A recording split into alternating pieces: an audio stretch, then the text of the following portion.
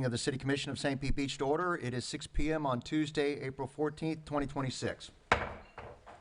Please stand for the Pledge of Allegiance.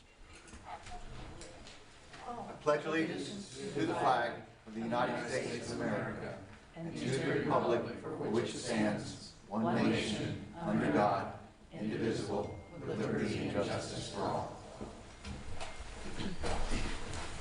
Thank you.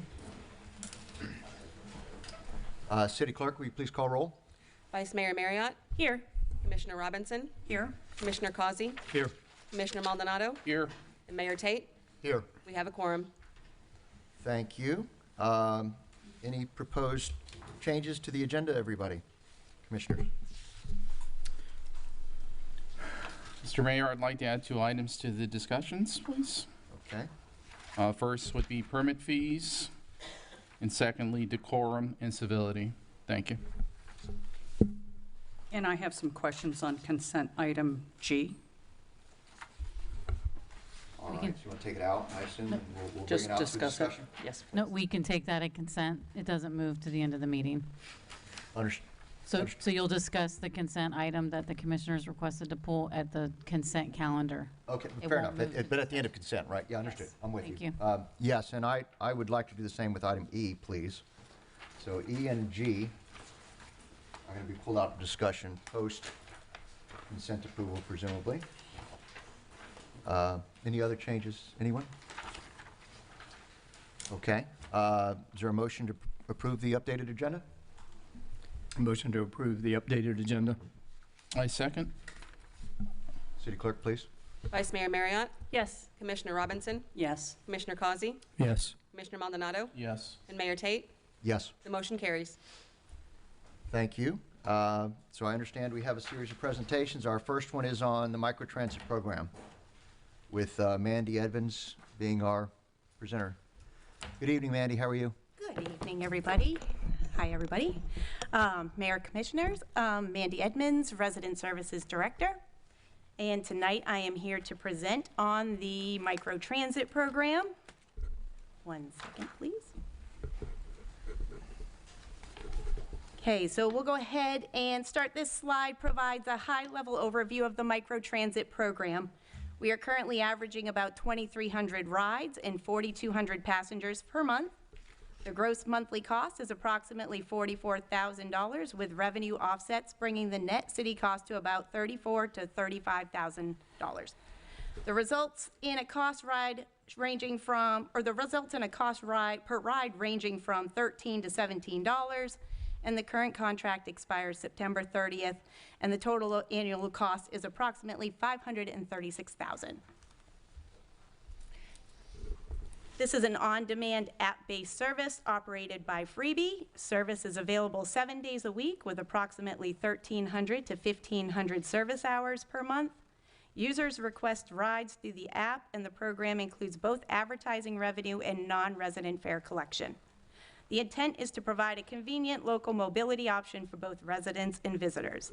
The people who use this the most right now are primarily visitors and activity-based trips along key corridors. This slide shows year-over-year ridership trends. We saw a significant increase in October year-over-year, largely due to the recovery from prior storm impacts. However, in subsequent months, ridership declined between 18% and 45% compared to the previous year. This indicates variability and seasonality in usage. Ridership has not consistently trended upward. The total contract cost is approximately $536,000 annually. The monthly operating costs remain fairly consistent, with slight increases tied to service hour adjustments, and revenue offsets include advertising partnerships and non-resident fares. The net cost per ride ranges from $13 to $17 per ride. For comparison, a typical Uber trip with the city ranges from approximately $10 to $12 depending on distance and demand. Prior to October 2025, rides were free. Since implementing fares, we've introduced some cost recovery to the program. This program is subsidized and not fully intended to be cost neutral. Trips are concentrated along Gulf Boulevard and key activity centers. High-demand activity areas include Upland Beach, Corey Avenue, Paso Grill, and County Park. There are over 1,300 registered users currently in the app. These are resident users. 30% who have used the service more than once since the implementation. Again, this is primarily a corridor-based service, not evenly distributed citywide.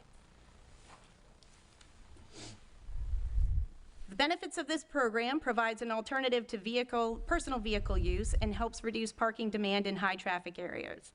The challenges to this program, the program is subsidized by tax dollars. It does not significantly reduce congestion, and only about 15% of residents are registered users of the service.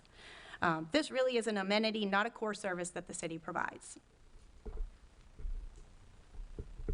So tonight, we're seeking direction for option 1 to continue the service and put out a request for a proposal. This would maintain mobility option for residents and visitors, support tourism and accessibility, and will require ongoing subsidy. Option 2, if we were to sunset the service, we would eliminate approximately $500,000 annually from the budget, removes the service as a city-provided amenity. Both options come with trade-offs between cost and service levels.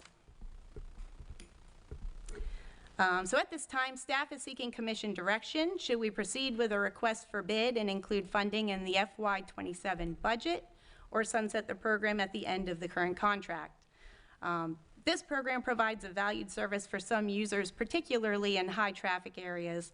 However, it comes at a measurable cost to the city, and we are here tonight to present the data and trade-offs and seek your direction on how you would like staff to proceed. Is there any questions? Thank you. Commissioners, questions? Mandy, since we do have the data, can you tell me how many of those rides were residents? We've been asking for that specific number through our current contract through Freebie, and they've been unable to provide that information to us. So right now, the response to that question was 30% of the 1,300 riders use it more than once. Because they have all the info for that. I mean, that should be an easy ask to get that info, considering they have all the data, which they've been using. Correct. Okay. Just that would have been a nice number to have of the overall rides. Okay, thank you. Thanks. Thank you. Commissioner Causey? Mandy, thank you. I was wondering if you could explain to us where the funding that would go to this comes from, if you choose to run the contract next year.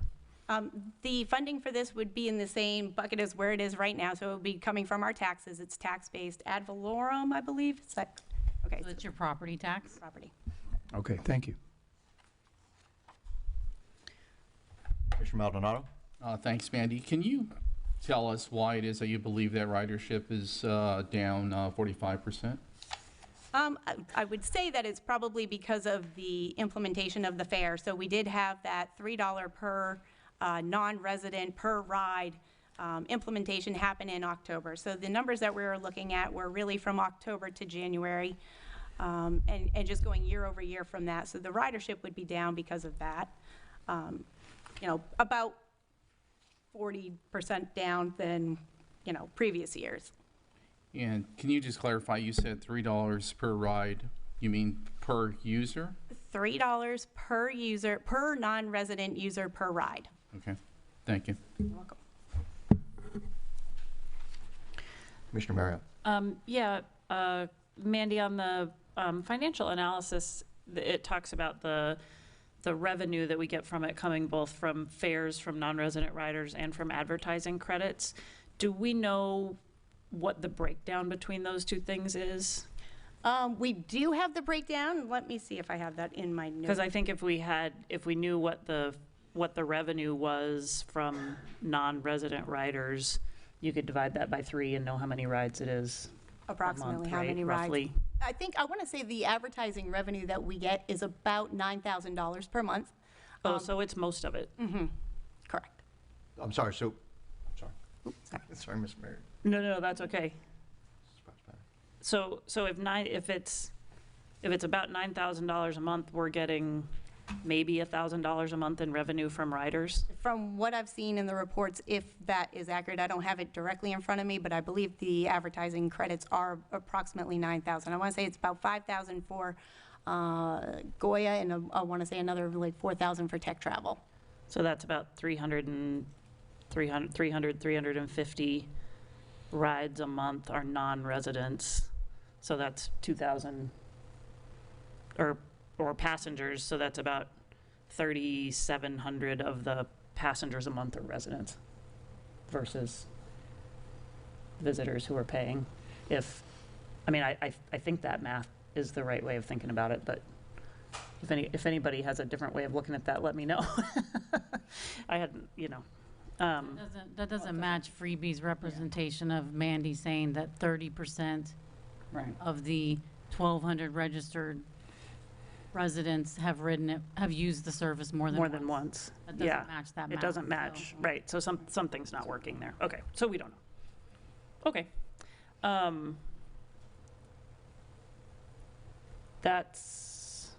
And then I guess my only other question would be for the city manager is, did it turn out that there was any significant cost to the city for managing the program to register residents for the service? Is there any additional cost that the city has had to bear for managing that program and registering residents? That's a better question for Mandy because her team does this. Right. Okay.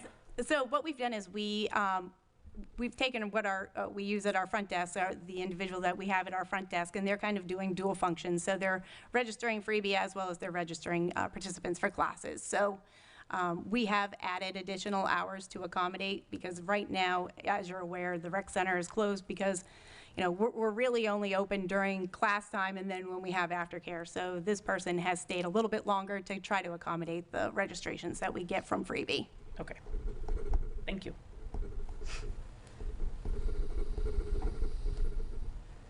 Mandy, I noticed your direction is either continue with the request for bid. I assume that request for bid is that just for Freebie, or is there other things that we would allow bids to beyond Freebie? Right now, it could be anything, we're just looking for direction. Once the contract ends, we could go back out for bid. It could be at commission discretion of how you want to see that bid proposed. Or the other option would be to go ahead and sunset the program.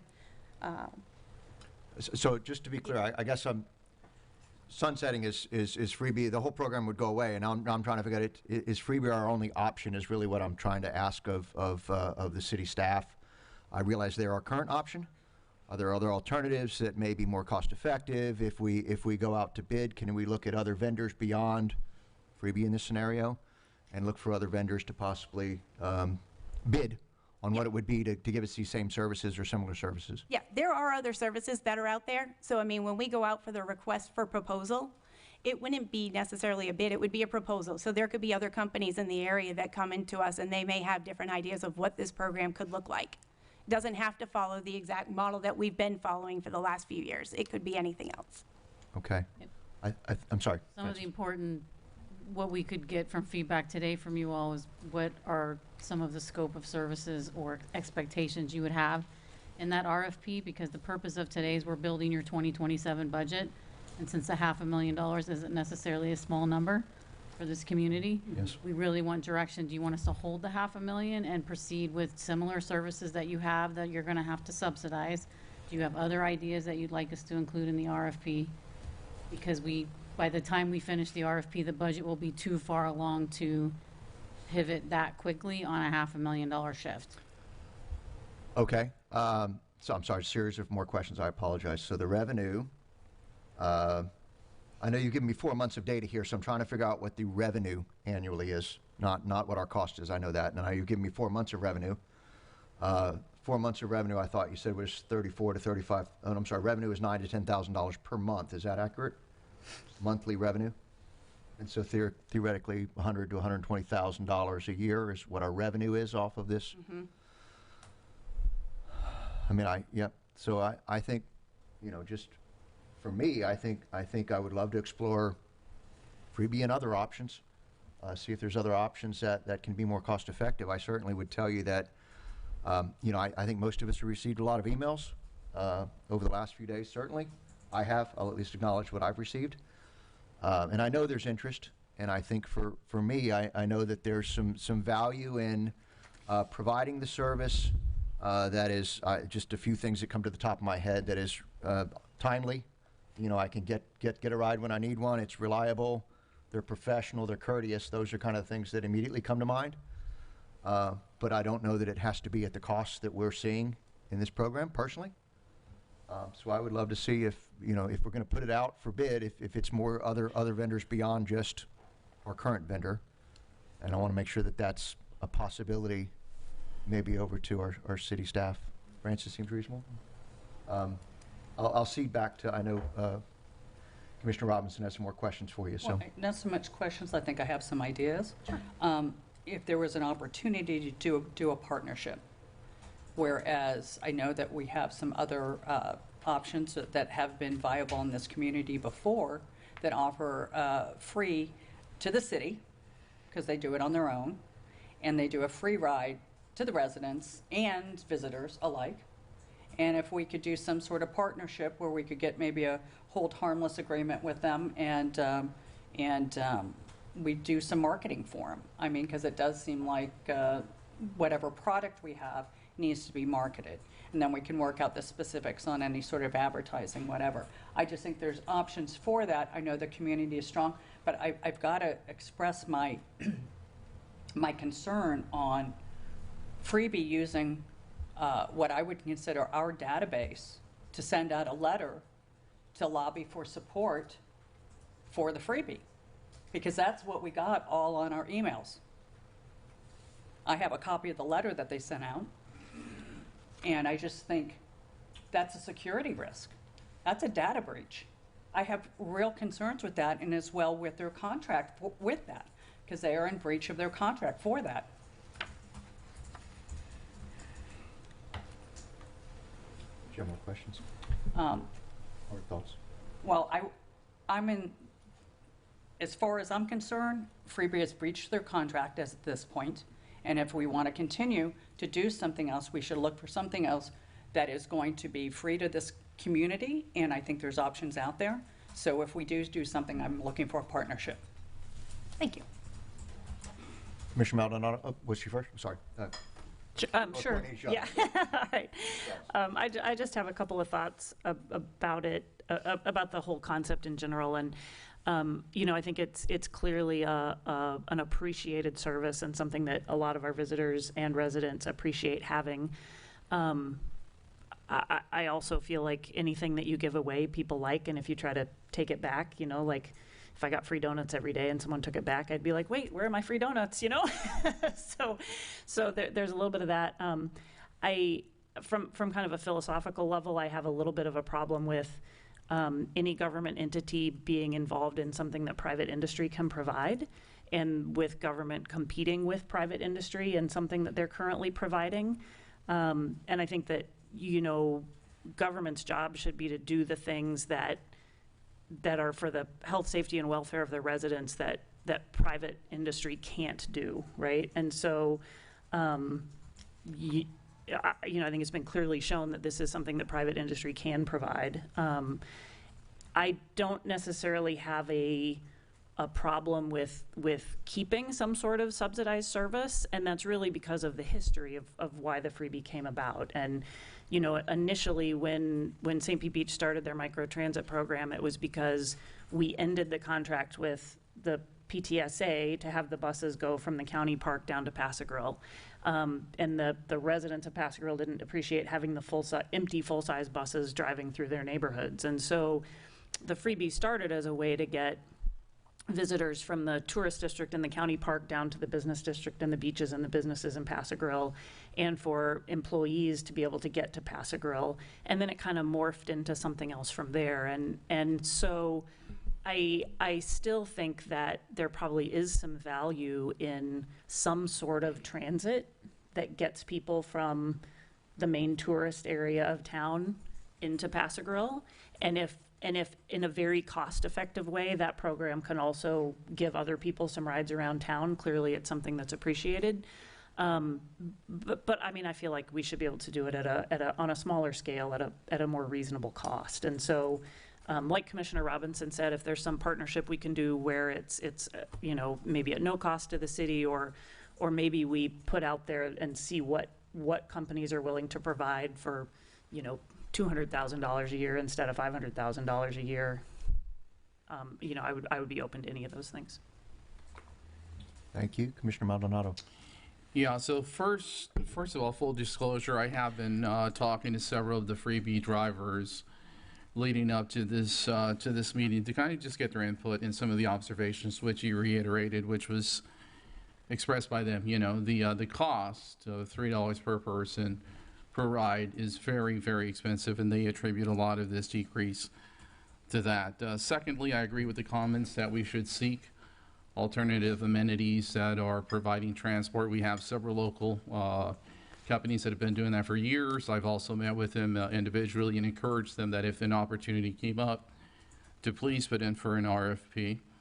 And then lastly, I would like to have a discussion with the large hotels. I'd like for them to contribute to keep this amenity, not only for our residents, which use it primarily to frequent their locations, but also for the tourists that come here and take advantage of that. Thank you. Thank you. I've got a Oh, question. sorry, I'm sorry. I That's missed it. fine, I apologize. So Mandy, now that we mentioned the hotels, have you had feedback from the hotels? And We have not reached out to the hotels at this point, but I think looking at what you all are recommending for the scope moving forward, that would be a discussion that we would have. how would you do that? Once we know the direction that we're going to go, I think that we would just schedule a meeting with the hotels. There's a hotelier group that already meets pretty regularly, and we would sit in on that meeting and we would discuss these options with them too and see what we can do moving forward.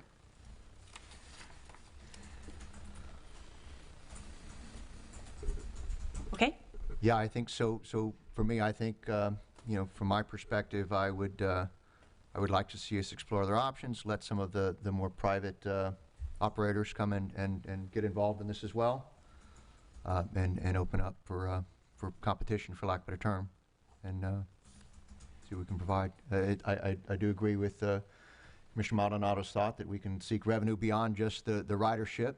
Perhaps, I know we're already doing advertising, but perhaps for some of the hotels we might subsidize if it's a high percentage of riders coming from those hotels. We're offering them a service that they otherwise wouldn't have to provide from their own shuttle service if they don't have one. So I think there's some benefits all around. And so to be clear, are you looking for a direction from us? That's what I'm making sure, right? What I'm hearing is the direction is going to be to go back out for a request for proposal, update the scope to kind of outline the needs that you all have mentioned as far as partnerships and other subsidies and cost reduction efforts. So that's the direction that I'm hearing. Everybody's in agreement. That's the direction we'll go. Do we want to make a motion, or do we need to make a motion for it? No, we just need a need to. motion. You got the direction you need? I've got the direction. I All think right. we're good. All right. All right. Thank you so much. Thank you. I believe that was our only presentation, so I'll ask City Clerk, it's time for audience comments. Do you know how many comments we have? What the count is roughly?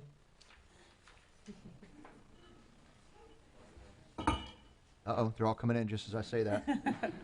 It was one. I have 3 general comments, and it looks like 1, 2, 3, 4, 5, 6 for freebie. Okay. So 6 to 9 comments. Let's take the freebie ones first, since we're already on the topic, please. And we'll go from there. Sylvia Gabe.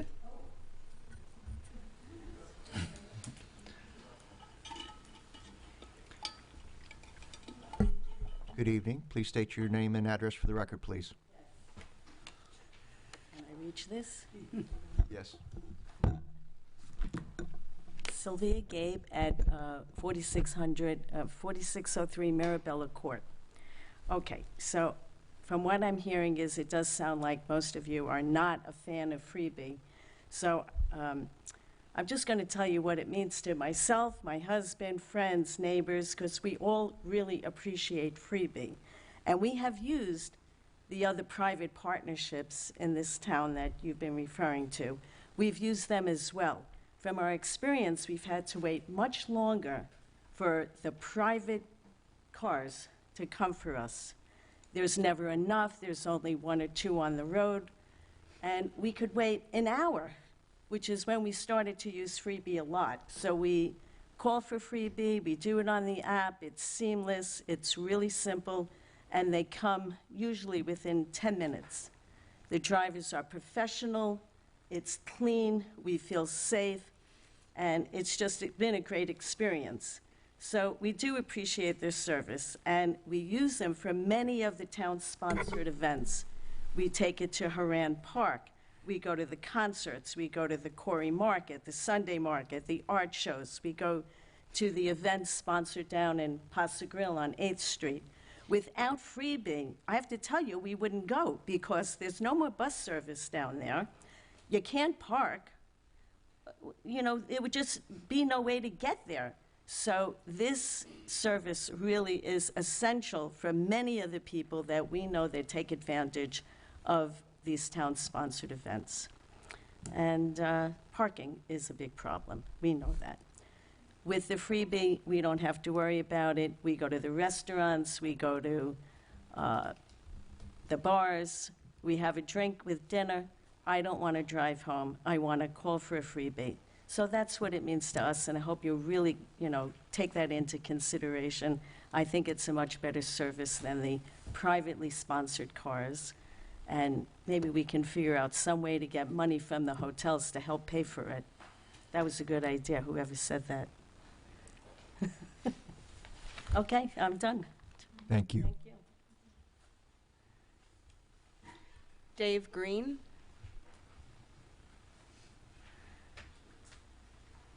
Good evening, sir. Please state your name and address for the record, please. Dave Green, 3408 East DeBasin Avenue. I've been living in this community since 1992. In 2009, my wife and I started Free Beach Ride at no cost to the city, state, county. As a taxpayer first, I don't like paying taxes to compete with myself, but that's where we end up. As a business person, I agree with District 1 Commissioner. I don't think that the city should be competing with small business that's already provided.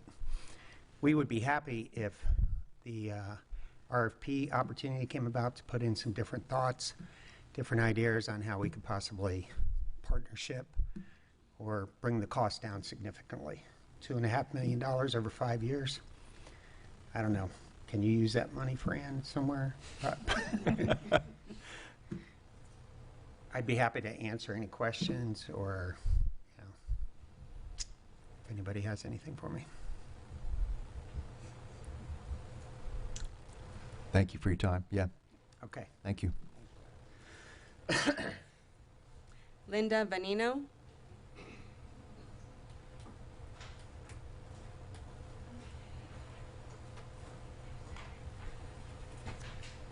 I've never, can you hear me? Yes, ma'am. Would you please state your name and address for the record, please? Linda Vanino, 6000 2nd Street East, apartment 21, St. Pete Beach. The reason I came to the meeting tonight was strictly for the freebie. I think we definitely need something on this beach. However, when I saw the dollar amount, it kind of blew me away because that is a lot of money. And right now, our beaches or our beach is not even our residents, not all of them have come home yet. So that's affected the freebie. I have taken it recently as well as in the past. In the past, I did have to wait. It became so popular that, waiting for an hour, it did happen. I can verify that for myself. However, the last couple of times I've taken it, which was about a month ago, they were just there immediately. And his name was Richard. He was very nice, very, very polite, and took very good care of us. So I agree that we do need something. I think once our hotels are a little more up and running and our residents are able to come home again, I believe that, we'll have a lot more traffic. But I thank you for your time. I agree with the cost, and hopefully we can find something a little more cost-effective or another way of partnering with the hotels. As far as private entities, I'm not really for that. Thank you. Thank you. Leslie Brown?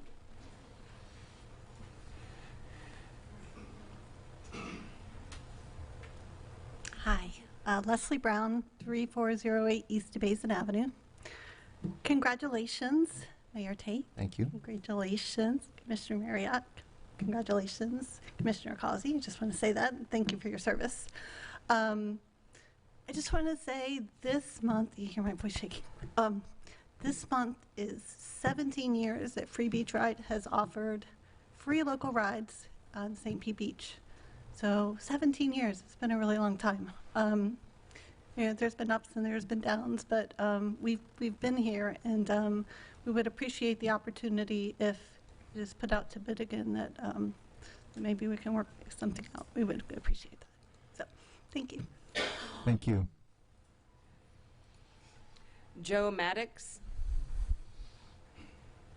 Ma'am, you can ratchet that down to 1. Joe Maddox, 4100 Belle Vista Drive, Oorah. So I tell you, 1, I think Freebie's great. I've done it a bunch of times. It is awesome. Love, love, love. 2, sir, why is ridership down? Because all the residents from a year ago have replaced their cars that died and drowned in the road, and all the sand's out of the road, and their cars have been replaced. So that's probably a year ago. Yeah, didn't have cars. So I know that one from fact. Ma'am, you are exactly spot on. Everybody's been given a, take it or leave it proposition. When Freebie, my idea of Freebie was, okay, you had 2 electric golf carts, with 1 part-time employee with no benefits. Hey, great. Wonderful. While one's charging up, the other one's going up and down. Great. Now in my neighborhood, I'm seeing a 15-pack van going around there. I'm like, what? It is possible to run this on a shoestring, and well, I feel like it's not. So don't take it or leave it. And that's just my suggestion. But anyway, so yes, ma'am, there are alternatives. 1, awesome. Thank you very much. Thank you, sir. That was quite nice. I appreciate that. Appreciate your David enthusiasm. Hubbard? Sorry.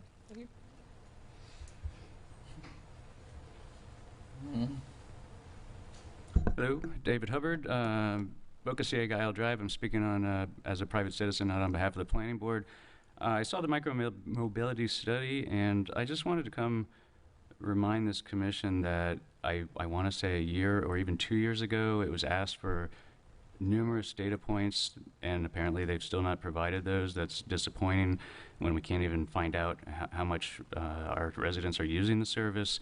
I noticed while we track a $30 an hour average service cost, it doesn't include how much downtime there is related to vehicles not being in service or charging or sitting idle. And I would like to know that. I am a heavy user of the freebie, or I should say I attempt to be a heavy user of the freebie. I've been known to go to Agave and have margaritas from time to time, and my wife and I have tried to use the freebie numerous times, and I would say we probably succeed 25% of the times because we will book it. You have absolutely no clue when it's going to show up. We're not willing to wait, and then we take an Uber. So if they could just fix the app, I think ridership would go up significantly, because there's times when I'm okay waiting an hour if I know it's actually coming, but I'm not okay just reloading on my phone endlessly wondering if it's ever going to show up. So we end up bailing out, and that prevents us from using it. I do want to thank the freebie drivers. It's nice to see the same faces: Stephanie, Patrick, John, Thomas, Jessica. We see them every time. They're always nice. The vehicles are clean and reliable. We have taken Ubers where it seems like there's always a wheel out of balance. A driver one time was holding a pet lizard instead of driving, And my wife's like, do you want me to hold that thing so you can actually look at the road? I mean, that's what you get with an Uber, and I don't like that. So we would prefer a freebie or a similar service if the city wants to go out and find one. If the city does go into a partnership or a subsidized agreement or whatever the case may be, I would encourage the city to either demand a useful app that lets you know when you're going to get a ride, or to require some type of minimum service levels so residents aren't sitting around making a phone call and wondering if they're going to get an hour or 2 hours ride or how it's going to work out. So those are my comments. Thanks. Yeah, thank you. Tina Slater. I think she's here. Dominic Iskro. Good evening, Mayor Tate and Commissioners. My name is Dominic Isgro, and my wife Amanda and I reside at 440 46th Ave, St. Pete Beach. I'm an attorney in private practice since 2014, a resident of our community since 2016. I'm here to address an ongoing issue with the Plaza Beach Hotel at 4506 Gulf Boulevard involving the unlawful restriction of public beach access. Since early this year, the hotel has been asserting private ownership of a large swath of the public beach, seaward of its western property boundary, and ejecting public beachgoers from the area, even co-opting local law enforcement to threaten people who refuse to move with trespass. The hotel initially used plastic traffic cones to demarcate this area, but has now taken to driving wooden stakes in the sand all the way down to the water, and even implanting 6 foot lengths of rusted, uncapped steel rebar into the Gulf at the surf line while continuing to eject non-hotel guests. My wife and I have met and spoken with Pinellas County Sheriff's Office on several occasions over the past 2 months. The Sheriff's Office has now stopped threatening beachgoers with trespass, but has also refused to direct the hotel to remove these wooden stakes and steel spikes, taking the position that this is a code enforcement issue and it's up to the city to address it. The Sheriff's Office also informed me that representatives of this commission and the County Property Appraiser's Office met with the hotel management on March 20th and informed the hotel that it does not own the public beach area over which it has laid claim. Despite this, the hotel continues to cordon off the area and kick people out of it.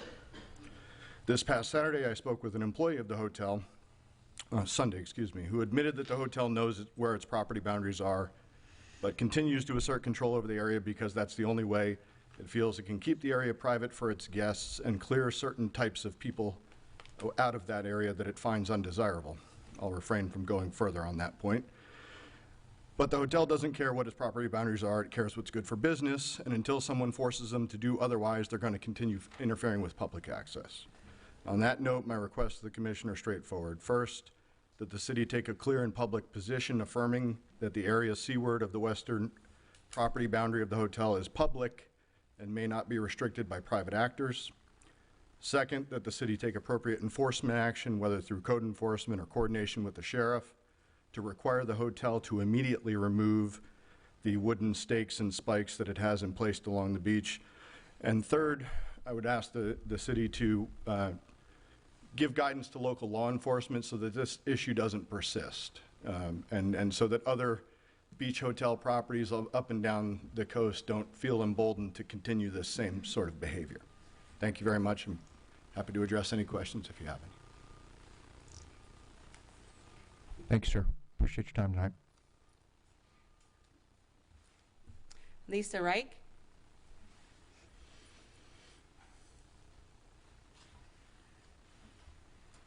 Hello, Lisa Reich, Pond Street, St. Pete.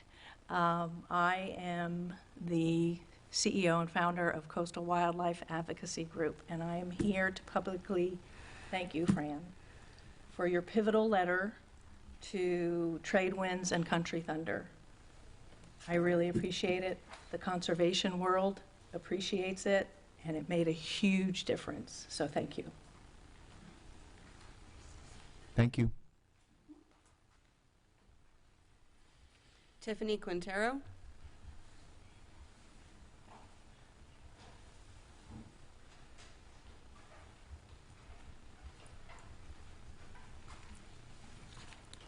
I've never stood up here, but I'm Dr. Tiffany Ramar Quintero, and I'm here to also say thank you. Your address, please, Tiffany. I'm sorry. Excuse me? Your My address, address, please. 3771 Bella Vista Drive, east.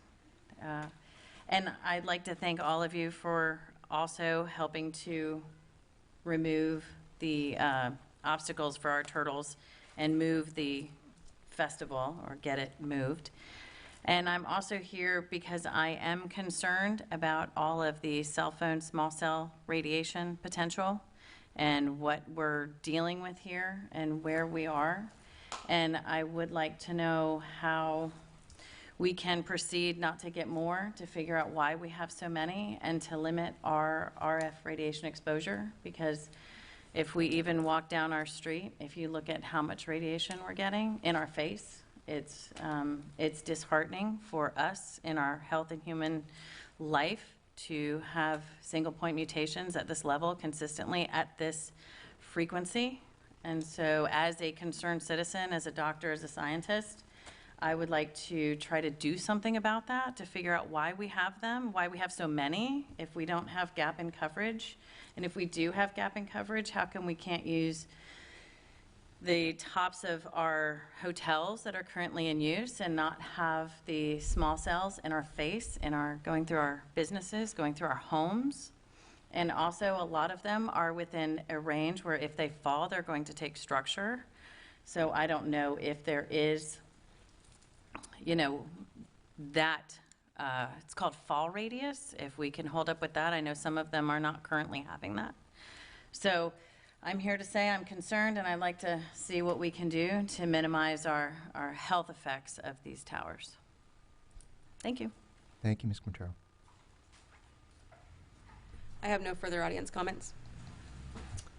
Okay, thank you very much. Next, we have the consent agenda, which I think we pulled out items E and G for discussion post. I think what we've been doing is we discuss them and then approve the whole thing if that's what wants to happen, right? Fair enough. No, am I wrong about that?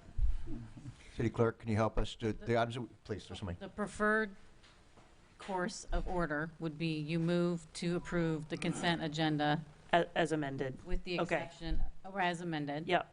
And then we would take each item. Separately. And then you would take a separate motion on each item after the questions and discussion. Okay, perfect. Thank you We for the did that last time. clarification. Yep, Yeah. Thank you. Is there a motion to approve as amended? I'll make a motion to approve the consent agenda as amended. I'll second. City Clerk, can you make a roll call, please? Commissioner Robinson, Yes. Commissioner Causey, Yes. Commissioner Maldonado, Yes. Vice Mayor Marriott, Yes. and Mayor Tate. Yes. The motion carries. Okay, thank you, City Clerk. And now I think we pull out, I'll just take them out in order, to be frank with you, E and then G. So, discussion to authorize the city manager to transition 4 limited-term duration employees position into full-time positions. I don't know if there's, I pulled it myself, so I just had some questions, but I don't know if there's others before I step into my piece. I just want to make sure that I allow others to make their comments. So for me, I know I'm relatively new, so I'll just start with that. I think for me, I know that we've got. I did have a brief conversation with our city manager this afternoon about this, but I just want to make sure a few more things get kind of covered. My understanding is we currently have some temporary positions that we're looking to move into permanent positions, and if you can remind me what department they're in and the benefit that they'll provide, please. Sure, maybe I'll give you a teensy bit of background for the Please. public as well. So during the hurricane recovery, we actually at one point were up to 37 employees in the building and permitting department. We were basically scaling up to try to respond to the demand of basically 90% of the island needing permitting and rebuilding. In about 12 months post-storm, we were approximately about 22. And this is, when we went through the current fiscal year, we requested 7 limited duration employees in the permit division because we were still having quite a bit of volume that we were trying to basically play catch up. This is the director of community development has been doing quite a bit of organizational review, and we are at a point where we believe we need these 4 positions at least for the next couple of years because we don't foresee or project a reduction in work. And in an attempt to retain these employees, my philosophy is once you go past a year, someone's not temporary anymore. So you really should start looking at how do you fold them into the organization and expect them to be here longer term. As with any position, we would like to convert these. We would post those jobs internally. We're hopeful that any internal candidates that are currently in those positions are still interested. There may be other people in the city that are interested as well, so we consider all applicants internally. And then this would become the core team for permitting and building as we continue recovery and try to address the volume. We, as you know, permitting's been a hot topic for the community. We think we've just about arrived at the sweet spot of the level of service and employees that we need to continue to maintain the response that's required, not only by statute, but we're trying to exceed that response as a customer service level. So that is the reason behind that. We do have funding available. The positions were actually budgeted in this year, so we're not asking for any new allocations as part of your baseline budget in '26.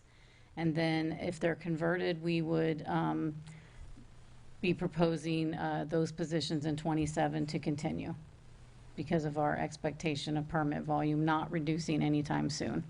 Okay. And these positions, even long-term, 3-4 years from now, as you migrate, I think we heard at the last commission that we're looking at potential new software, new mechanisms for managing our permits going forward. These 4 staff positions would be in your future as well in that same scenario. You would envision them growing into those positions even in the future, and the need will still be there as we transition to new software. Yeah, so if anybody's been through a software transition, the work about doubles for a period of time while they're trying to run, parallel systems to make sure the data is converted.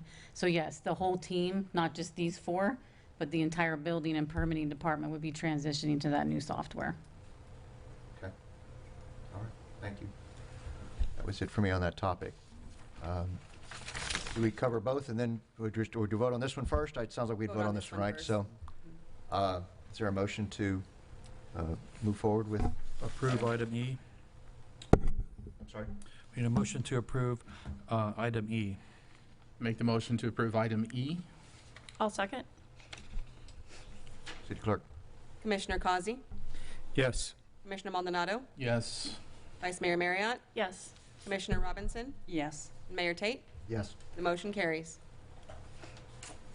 Thank you. And we pulled out item G, which is authorize the city manager to execute change order 5 for the Pump Station 1 rehabilitation project with TLC Diversified, Inc. for the amount of $395,096.67. Commissioner Robinson, I think you had some questions here or some thoughts. Yes, I do. I'll let Camden come up for those.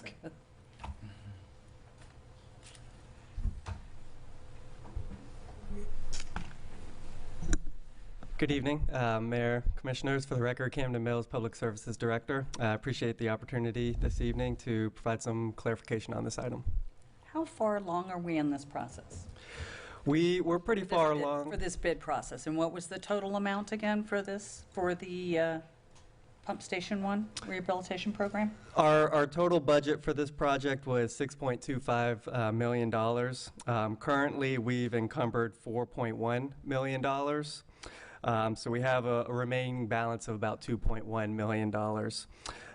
We have pending change orders, both on the consent item tonight, about $424,000. So if those were to be approved, our remaining balance for this project is $1.7 million. I would like to add, going into fiscal year '26, we anticipated adding these scope items into the project. So that's what we're reflecting here tonight. We do not have any other planned expenditures at this time. So we do plan on completing this project within the budgeted amount. Change order to me is something in the project obviously has changed, and there's usually an increase in cost for that. And is that increase to $395,000? Correct. Okay. And we have a contingency fund planned on this project, correct? Correct. How much of that, what is the number for that? Our contingency that's currently remaining is about $2.1 million. 2.1? Okay, so this is a quarter of that or thereabouts. And what phase are we in the spending on this? This should be our final phase unless there's any unforeseens or unknowns that come about. But as far as our planned spending, this is the last phase of that. We plan on substantially completing this project this summer in July. And then after that, we will be waiting for the delivery of the backup generator, which will come online in October. And then we're planning to complete the project in November. Okay, and I just wanted to make sure because I'm just see a number this large, it needs to have some questions asked to it. And I was concerned at what phase we are in and how many more we think, possibly, more change orders we could have. Obviously, this is number 5, so we've had 5 to date. And it's good to know we have 4.1 mil left and a contingency fund of 2.1 contingency remaining, so that'll be dwindled down to about 1.7 left. Okay, great. Thank you. That was my question. Thank Sorry, you. Ken, then I have some more questions for you. Just raised some questions in my head. So original bid, 6.25, 4.2 spent to date, effort to date. We've spent 4.2 out of 6.25. So I'm reading remaining spend off the original budget of 2.1 million. You're saying we don't need to continue to spend that 2.1 if we spend the 400, or are you saying you'll spend the 2.1 plus another 400,000? We don't plan on spending any more than what's here tonight. So basically, the original contract was for a little over $4 million. That was for phase 1 of this project. What was designed and permitted was phase 1 and phase 2. So some of these change orders that you've seen come about, change orders 1, change order 2, and then tonight's change order 5, were all associated with that previously designed work that we plan to incorporate into the project as part of our fiscal year 26 budget. Okay, I'm sorry. 6.25 was your budget for phase 1 and 2. Correct. Okay, I just heard you say that. And are we still in phase 1 right now? We will be doing phase 1 and phase 2, currently constructing. Okay. Let me cut to the chase. Will phase 1 and phase 2 end up being total spend, including this change order, less than or more than 6.25 budget? Less than. Right now, we're anticipating to be under by about $1.7 million. Okay. That's what we'll not spend against our budget that we have projected, and we'll still finish phases 1 and 2, so we'll be under budget. Correct. Okay. I'm just curious, are we on time? Are we under time as well, or? We're on time right now, yep. Okay. Not over time, not under, just right about what we expect it to be. Yes, sir. And when's the completion of this, please? We plan on being fully completed in November. So we'll be finished with the bulk of the construction in July of this summer, but the backup generator won't be delivered until October. So then the contractor will remobilize to install that generator, finish that work, and so we anticipate being completed in November. Okay. Thank you. Thank you. Me. Is there a motion? I'll make a motion to approve consent item G. I second. City Clerk, please.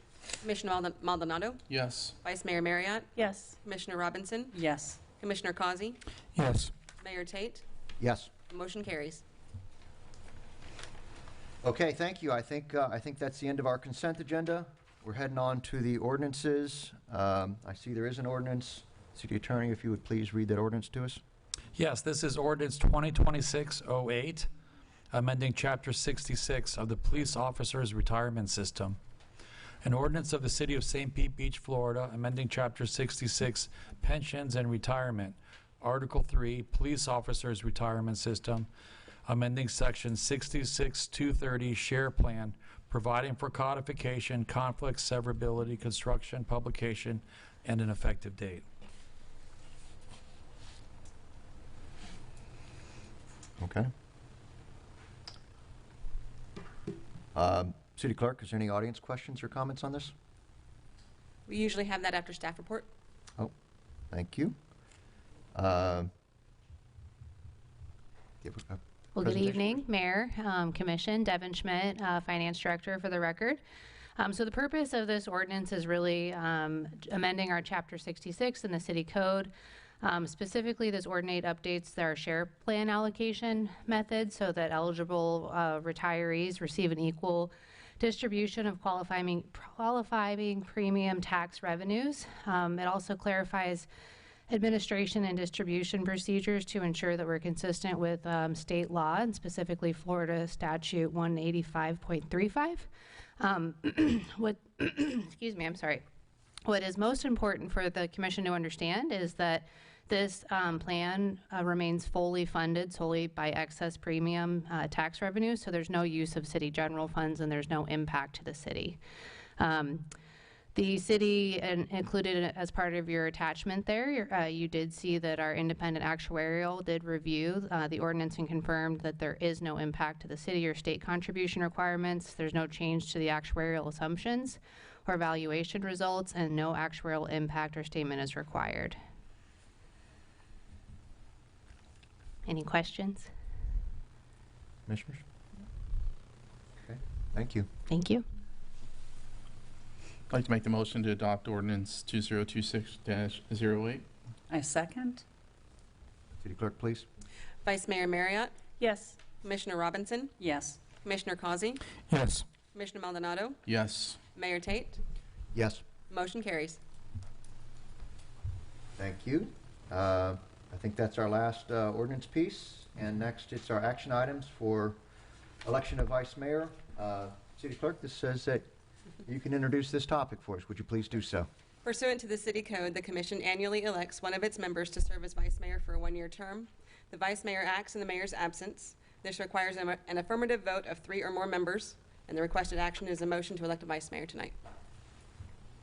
Thank you. Commissioners' comments?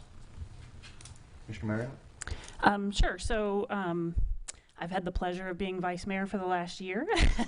I want to start by acknowledging that it is that we all know that really all it means is it's the person that runs the meeting in the event that the mayor can't be here. But I do have one comment, and that is that I think that historically, or for some number of years, the city has been a little bit underrepresented or has missed a little bit of an opportunity of building relationships at the Big C, which is the Barrier Island Governmental Council.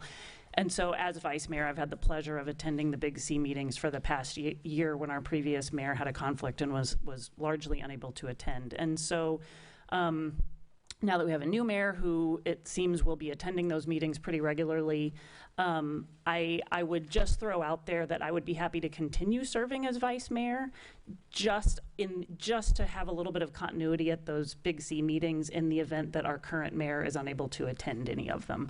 And that's my only opinion about it, but I just wanted to throw that out there as an option. I'm again willing to do it again, but for whatever it means. But but that's my only thoughts about it. Thank you.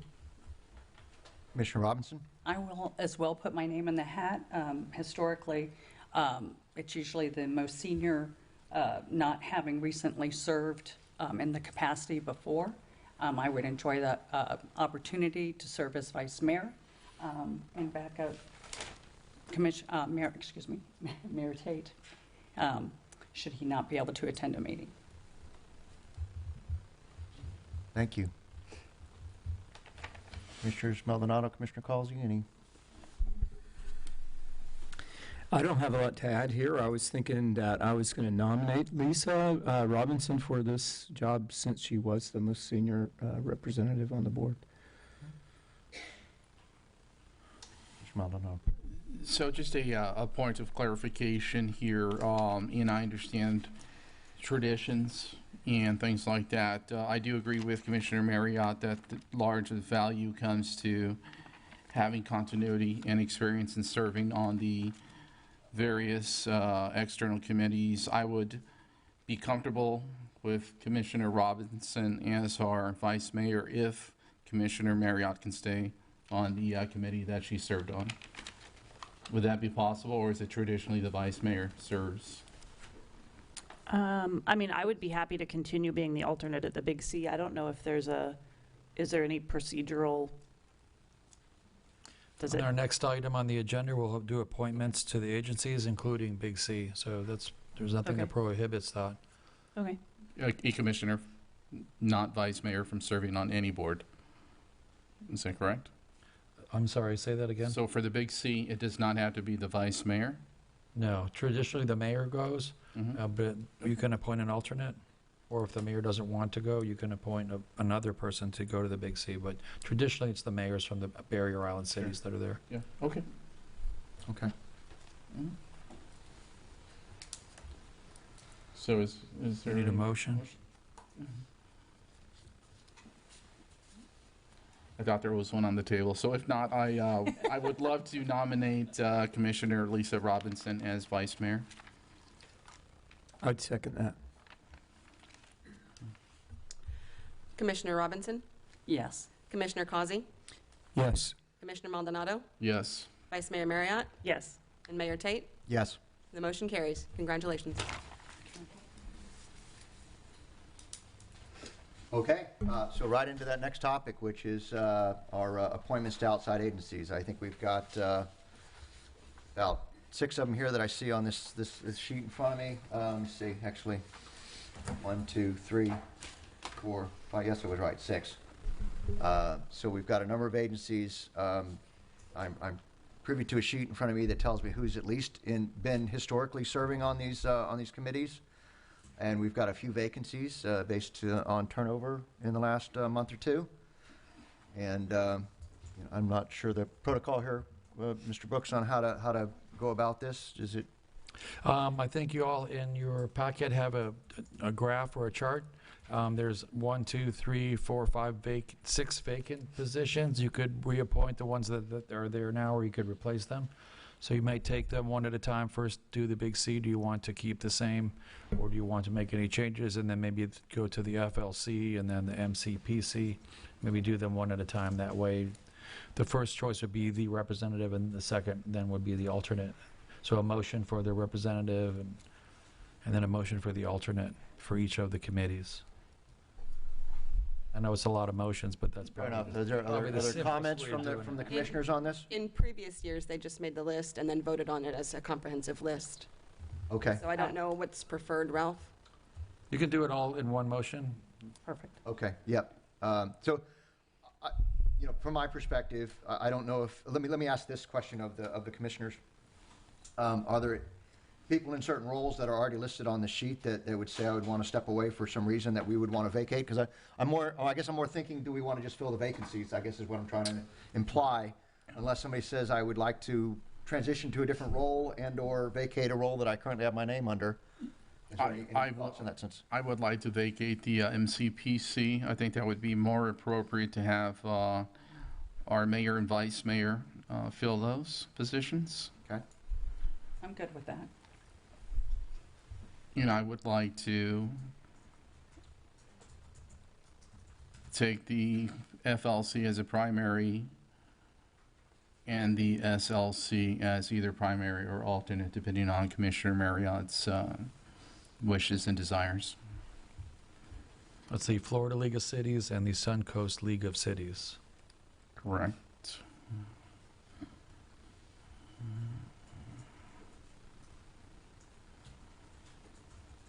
Commissioner Merritt, do you have thoughts in general? Yeah, no, a couple quick thoughts. I'm totally fine staying where I am as the primary on the Suncoast League of Cities, and the alternate at the Big C. I don't have any real super strong feelings about any of it. I did also just want to let everyone know, or bring to everyone's attention, that the one thing that isn't on this list, because it's not typically a city-appointed position, is that our previous mayor was the appointee from the Big C to the PTSA board.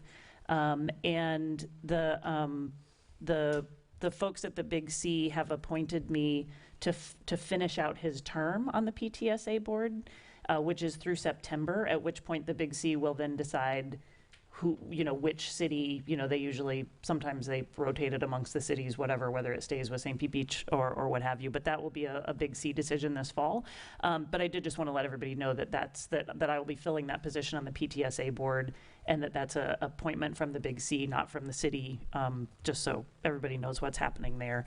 As far as my being primary on the Suncoast League of Cities, I'm totally fine staying there. If there's some place that somebody's really dying to move around and I can be better served somewhere else, I'm fine with that too, so.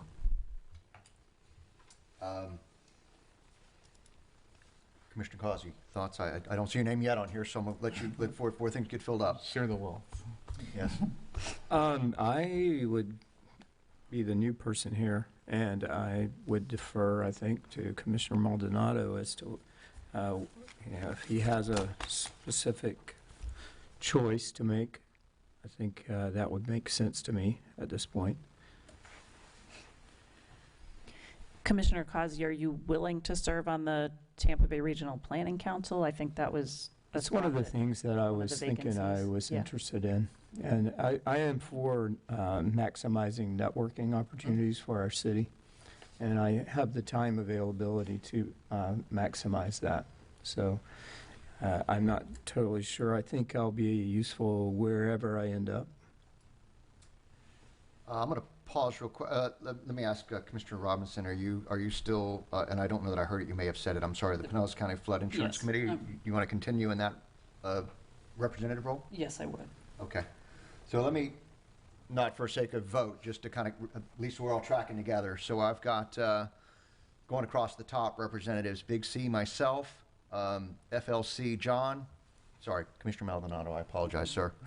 MCPC, myself, PCFIC, Commissioner Robinson, SLC, Commissioner Marriott, TBRPC, Commissioner Causey. So far, I have an alternate, which I think aligns with the PTSA of Commissioner Marriott. She would also be number one PTSA, but also the alternate on Big C. So far, I think I have Commissioner Robinson as the alternate on MCPC, and Commissioner Robinson as the alternate on the TBRPC, unless you, that's at least what I have. No, I'm fine for that. Okay. That leaves you gentlemen to my left some alternate opportunities if you'd like to. Which are what again?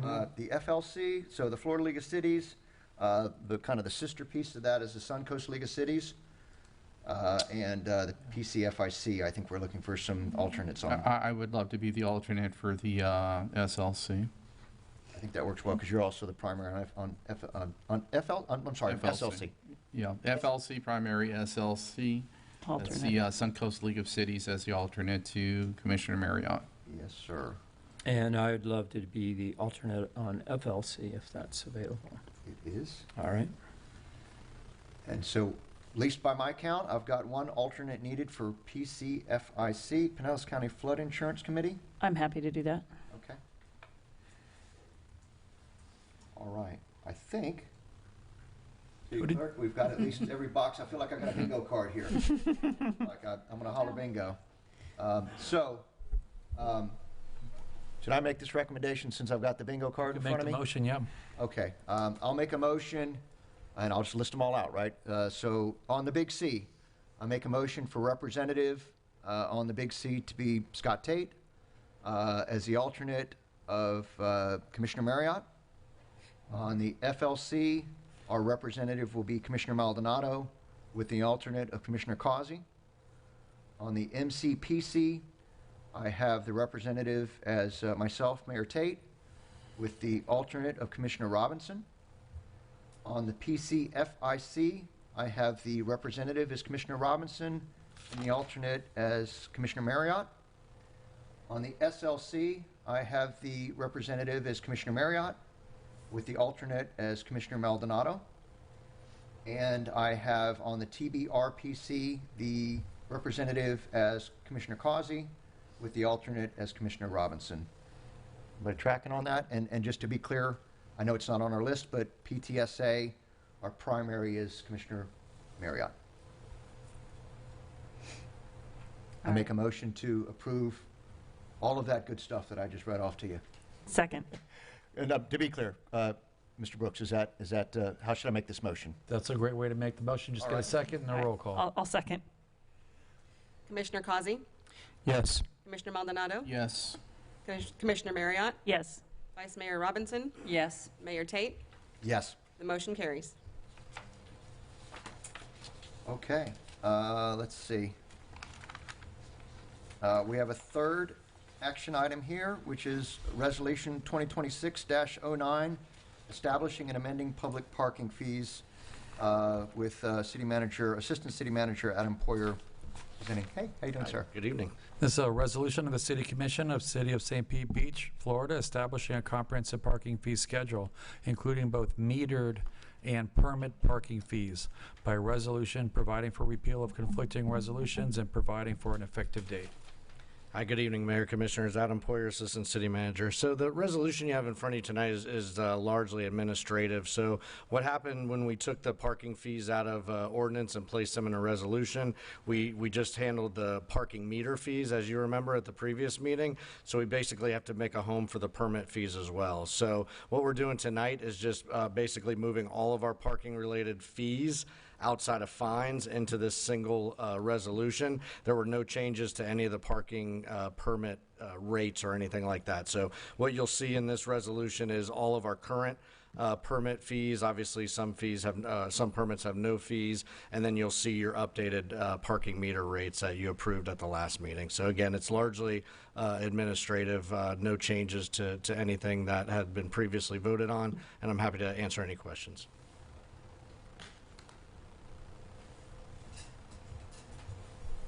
Thanks, sir. Thank you. Is there a motion to adopt the resolution?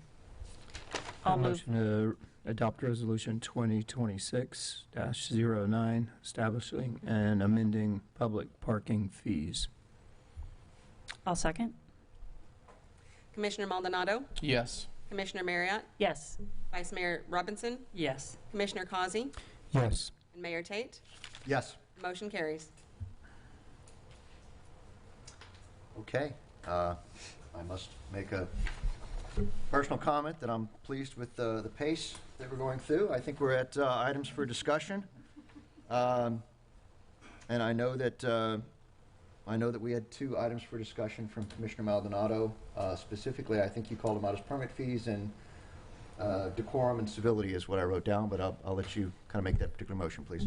Great, and thank you, Mr. Mayor. So, and Devin Schmidt's here, so I may call on you, our brilliant finance director if necessary. So, permit fees related to storms. I'm sure that many of us have tried to at least start carving out time to meet with constituents regarding the after-the-fact permits in amnesties and things like that. One of the reoccurring themes that I've had come up in discussions with my constituents has been the very, very expensive fees that are now being associated with restoring their homes. And I will tell you that, I was quite surprised and alarmed to hear that many people have, for the last year and a half, been fighting insurance companies, and now getting to the point where even through civil litigation things where they're finally getting payments, are getting ready to put in for their permits, but they're fighting challenges and difficulties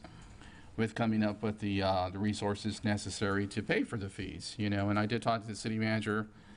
I do believe that we're well funded when it comes to building, where our fees go into. And I would like to have the support of the commission to extend storm-related permit fees extended to June 30th to coincide with the after-the-fact permit fees. And this is not for new builds. I do want to clarify that, I know that a lot of folks are going through with new builds. I know that we've begged, we've pleaded, we've asked folks through public forums and engagement to come forward and to apply for storm-related fees. But now I do feel that we have one-offs, and it's a small, limited amount of numbers that I've come across where these people are asking, if I could at least bring the discussion to the commission and ask whether or not this commission would be supportive of waiving permit fees for storm-related fees. So I'd like to discuss that with the commission.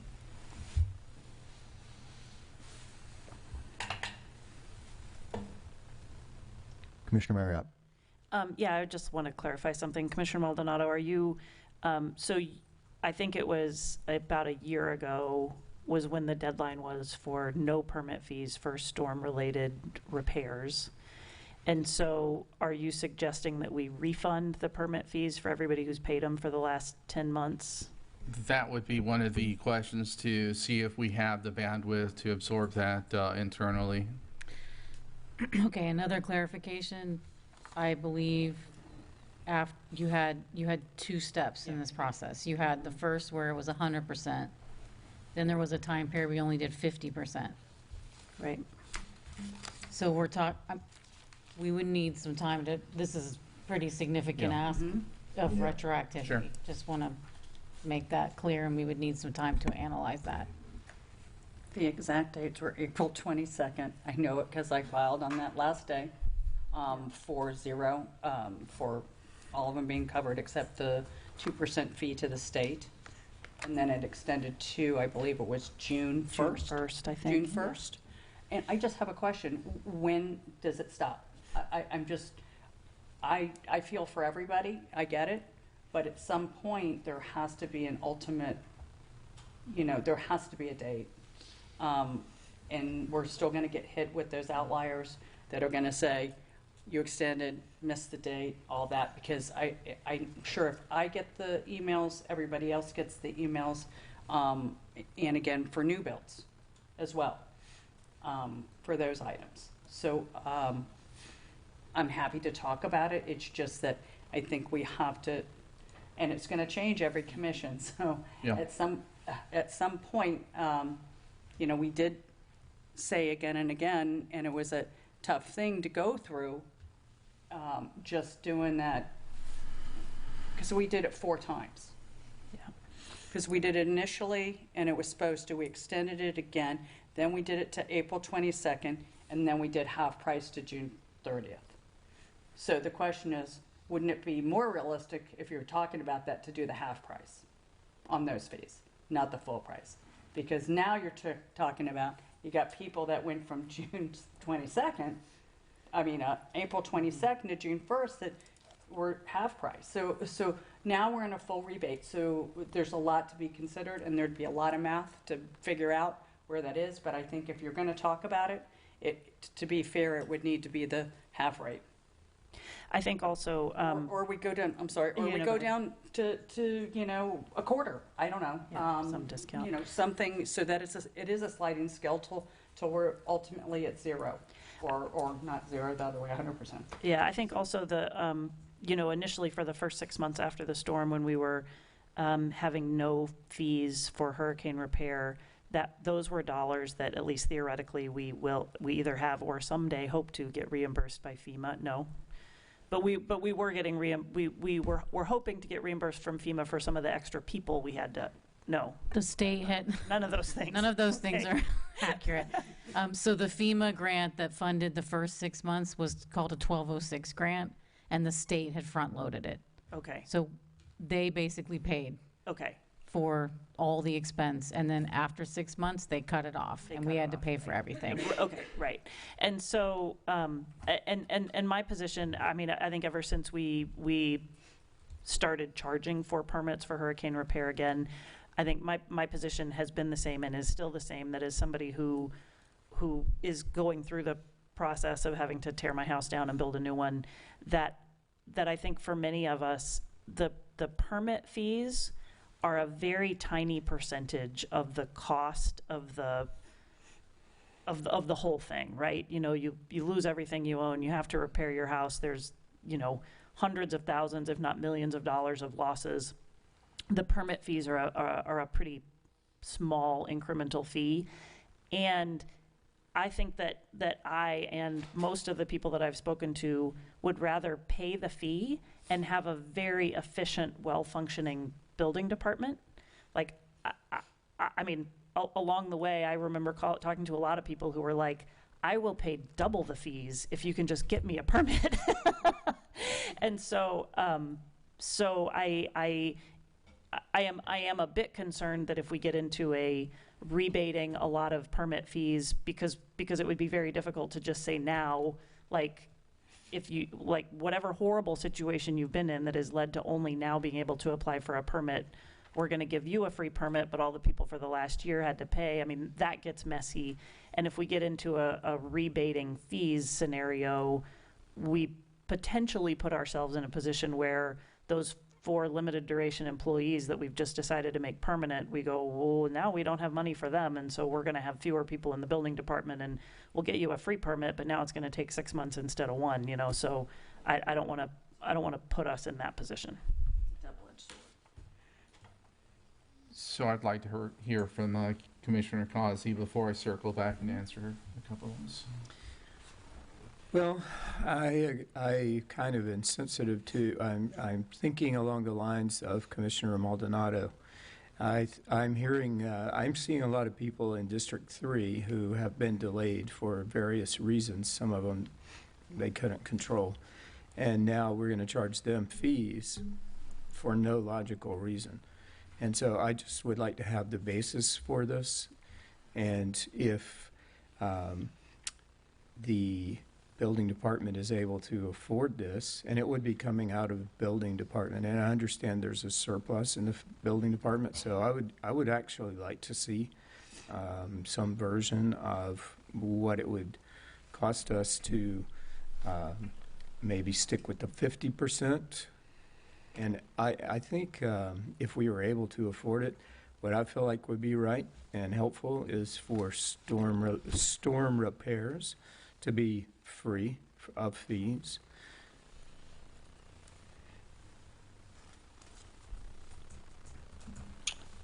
Okay, thank you. And I'm sorry. Your light's still on, Commissioner Mulder.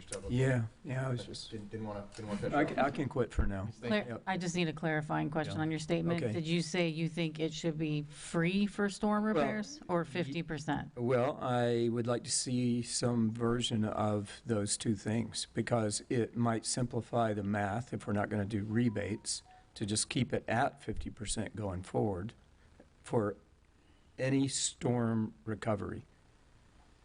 Not new builds, and I just want to see what the cost of that would be.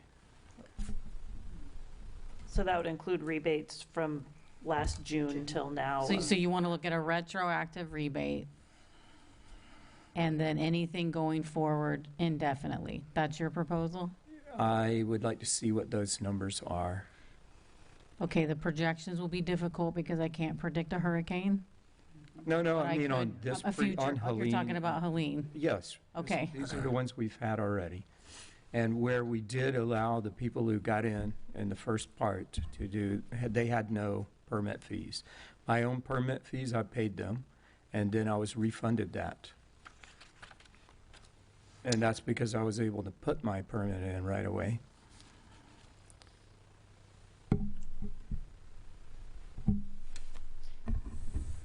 So you're proposing 50% for any hurricane, Helene or Milton? I'd like to see what that number is, because Okay. we're at 50% now. So I would be proposing. We're not at 50%. But where are we now? We're at everyone, we're back to full. We're back We to were at full. 0, then 50%, now we're at 100. And we Okay. have been since All last right. June Yeah, 1st. and- Okay. And to just answer, and then also to just kind of maybe pull things back a little bit, it is very confusing. You know, it's confusing to us as commission members. It's confusing to folks that don't follow the commission meetings, aren't adhering to emails or opening emails and getting information to them. So they're getting secondhand information, and that's why that I've made an effort to try to reach out to people that I think may be in that segment of society that just don't have the social media, don't have the resources, don't have the ways of getting in contact with the city on a regular basis. After hearing two of my fellow commissioners say, you know, yes, it would be creating more work and going back and seeking, you know, reimbursements and things like that, I would advocate for 50% moving forward. So those people that currently haven't applied for storm-related permit fees related to Helene in Milton, not going any further than that, that have not started work, right? We're talking about folks that are just now getting ready to submit their fees for the first time.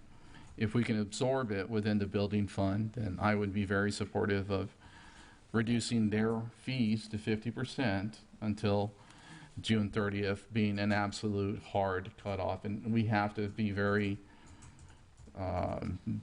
strict on that. You know, I do see what you're saying, Commissioner Marriott, that we've pushed it back. We've waited a year. Commissioner Robinson, Vice Mayor Robinson, you know, and your point that how long is too long.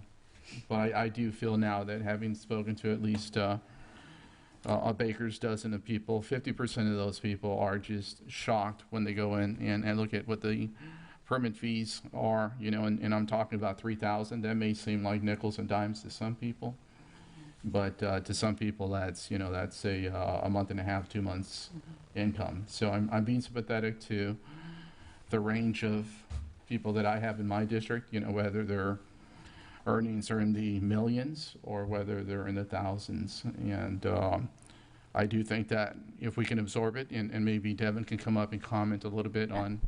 Actually, I'd prefer the community development director to come up at this point. She's aware of her budget. And Are you saying just from now till June 31st? Are you saying retroactive since we've started paying collecting full Both fees? options, quite frankly. You know, if we can just help 10 people out of a situation, you know, I would be open to all options at this point. What I don't want to be is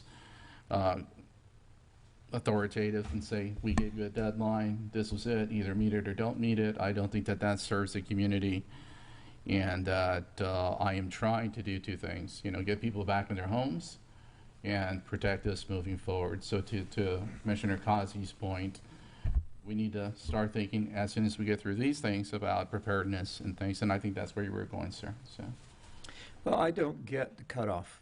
If we're talking about strictly the previous two events, I don't see why there should be a time limit related to those. and I only went with that because that coincides with after the fact permit fees. You know, I'm trying to not add any more to the timelines or burden on the staff. I realize every time we come up with an idea, you know, we're putting more on their plate. So again, open to all options. You know, we could make it 30 days, 60 days. But I don't see that it need to apply to after the fact. And also we have people who have not put in, and it turns out they have done work. So I'm just talking about people who are delayed in doing they haven't put in a permit yet, and they haven't done any work yet for various reasons. I think we're talking about the same people. I think so. Yeah. I would have a question. I mean, we didn't do any sort of permit fee waiver with Idalia or any of the other hurricanes we've had on this beach. I just want to put things in perspective. And we did do that for these two back-to-backs as giving grace to everybody.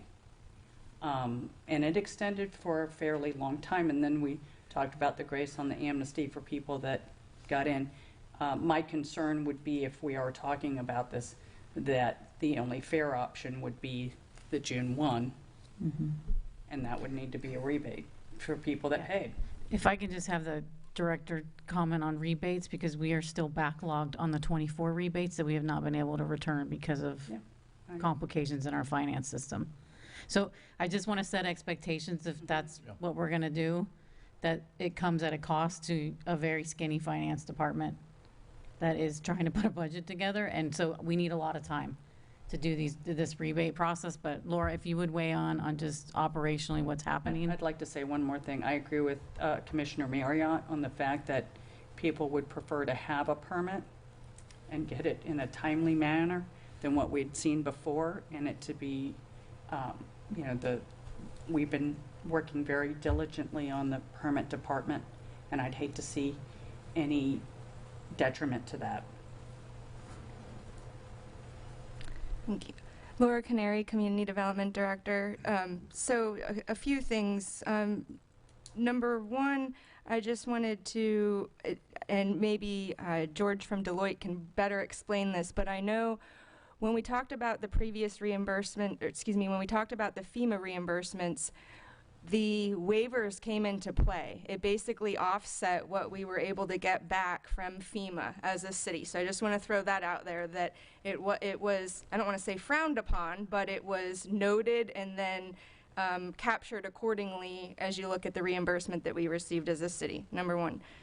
Number two, again, since my time, and I wasn't here in the very beginning, but I know that just the communication of trying to explain to just come and apply for a permit. Even if you're not ready to do the work and you don't know what you're going to do and you haven't heard back from Elevate, get the application in, because then we can still waive the fee. And even if you don't come in and act on it for 6 months or 8 months, it kind of holds that place for you, and then you're not subject to those fees.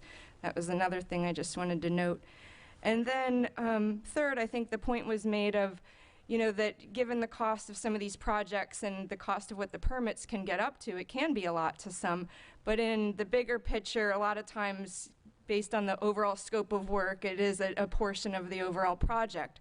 That being said, I would hate for anyone to have their project held up because of the permit fees. And so one of the things that we've talked about with management is, is another approach, and again, maybe this is for you all to think about or consider, maybe looking at something like truly a hardship application or program or something that we could address these maybe, handful of people or one-offs moving forward, maybe indefinitely, that if it really is that permit fee, maybe you are working through a program or a third party and you have funding available that's going to help you with the cost of the project, but it's going to come out of pocket for the permit cost.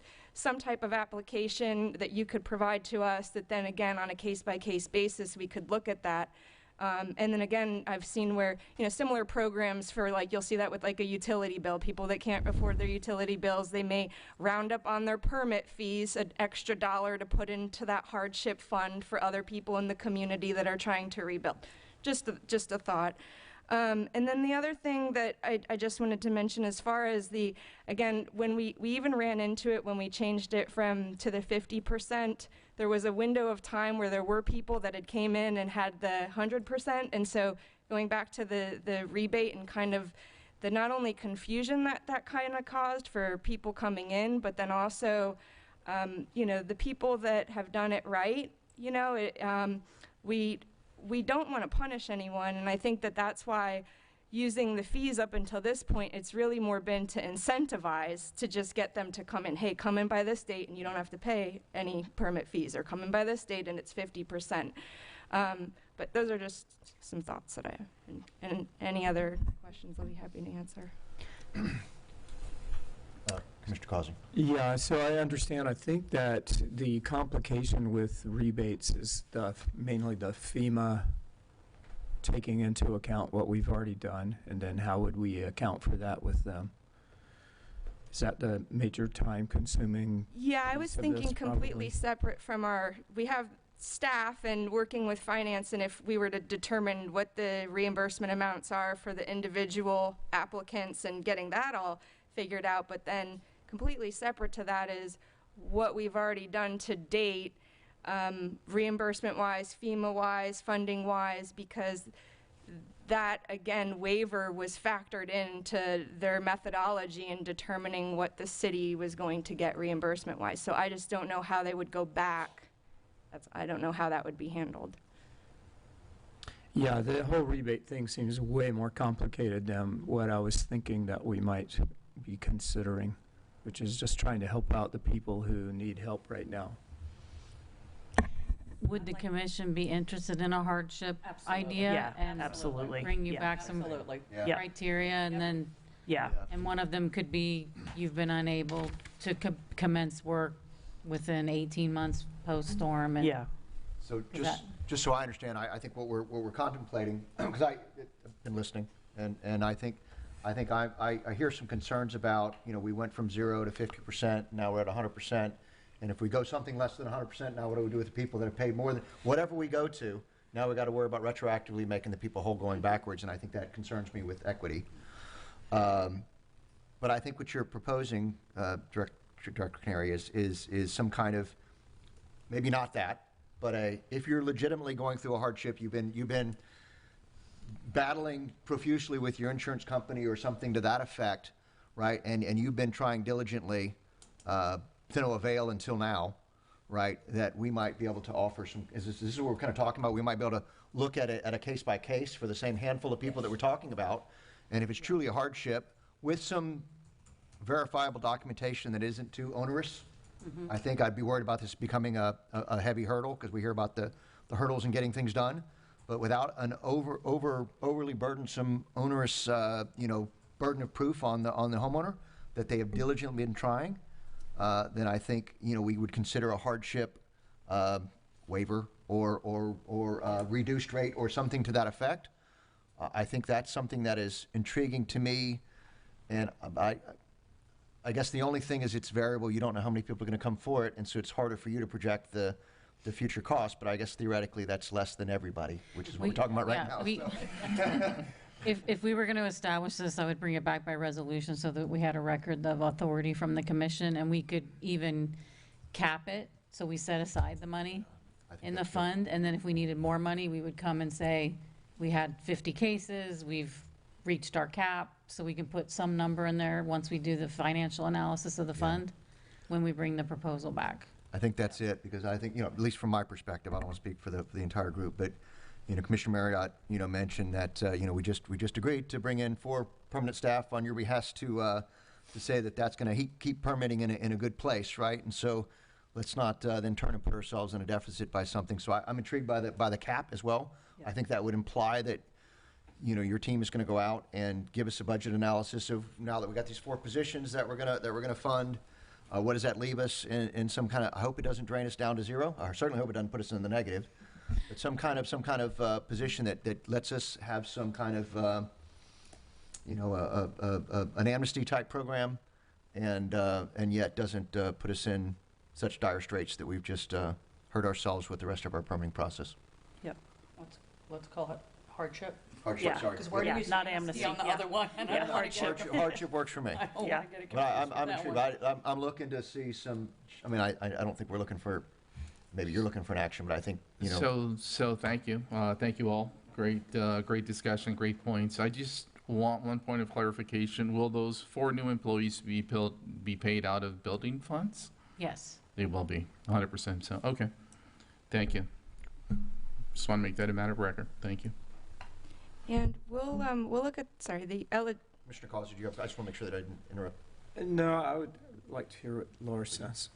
I was just going to say that with the eligibility criteria, we'll come back to you with some recommendations, because I think the key is to make it flexible. You don't want to go with the usual, income, or, we're going to need to look at some different parameters. But I think, too, we could look even beyond, hurricane repairs potentially, because there may be someone that, maybe they're past that point, but maybe there's an opportunity, there's people helping people, a nonprofit that'll help you make improvements to your home. Maybe they have, improvements that are going to be made, and the financial means to get those improvements made, but the permit fees are a hardship or a difficulty for them. So I think the goal would be to kind of be able to allow anyone to build or, improve whatever they're trying to do with their property, and it not be held up because of the permitting fee side of things. So I'm sorry, that feels, I'm just for the sake of, I thought the conversation started with those that were affected by the storms, and Yeah, maybe let's now keep it this, feels like we're expanding it. let's keep the proposal we bring back narrow, I'd like to keep that and very- then we can, just storm-related, yes. truly been diligently trying, and unsuccessful, but diligently trying, right? And what can we do, and what would be the cost of the city? If we need to cap it, let us know what that cap might be. And at least that's my thoughts right now. Commissioner Causey. Yeah, and diligently trying. I think that the thing about that is it could be they just don't have the funding available. And so, that's their delay. I spoke with someone this week that was in that exact situation. Okay. So I've just been wondering, what we can do with that. Okay. Just a question for you, but storm-related. Absolutely. Storm-related. Oh, yeah, there's, okay, that brings up a point, Laura. So how many houses do we have now that are on that list that, ones we think had damage but haven't given us a permit yet? Last count was 235. Okay. All right. Does that kind of define our universe then? Yeah. Yep. And Commissioner Maldonado, in the interim, if you'd like to have those individuals reach out to me directly, we can at least look at their specific situation and see if there's anything that we can do timeline-wise, again, even maybe planning it out accordingly to assist them in the interim, or at least, hopefully be able to provide them at least a path. Yeah, no, absolutely, and I appreciate that, Laura. Thank you. Thank you, Laura.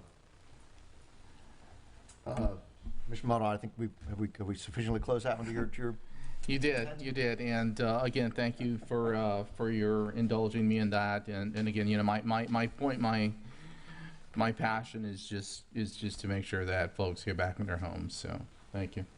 I share it. So, thank you.